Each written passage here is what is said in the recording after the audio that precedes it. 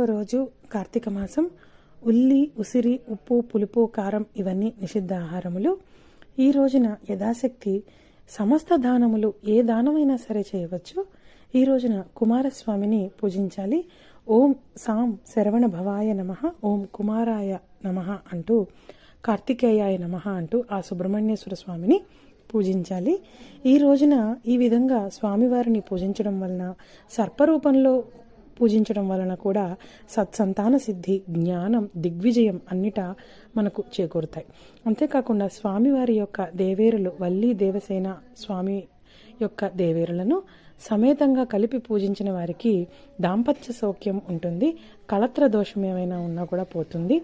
అంతేకాకుండా కుటుంబ సౌఖ్యం ఏర్పడుతుంది. ఈ కార్తీక మాసం నెల్లాళ్ళు కూడా పుట్టలో చక్కగా పాలు పోసుకోవచ్చు. నాగప్రతిష్ఠలను చక్కగా అభిషేకించి పసుపు కుంకాలతో అలంకరించిన వారికి సత్సంతాన సిద్ధి కలుగుతుంది.